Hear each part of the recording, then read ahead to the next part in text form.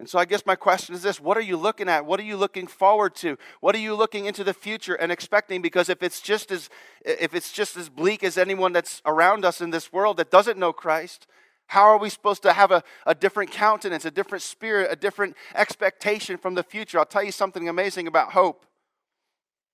Is that when you begin to see into the future by hope and you begin to visualize, imagine, use whatever word you want, you begin to see that, oh, things could change. The gospel could be preached from this. Neighbors might be reached because instead of running off to a church on a Sunday morning, I'm inviting my neighbor over for a barbecue.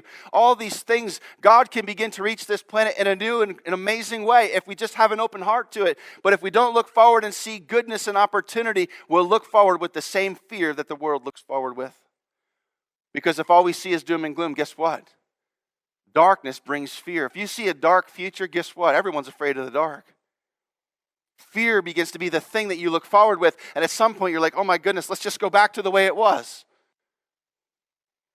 May we never bow our knee to the voices of this wicked and perverse generation that would just want to drive us back, convincing us that somehow it was better before we entered the path that Jesus said would take us to the promised land.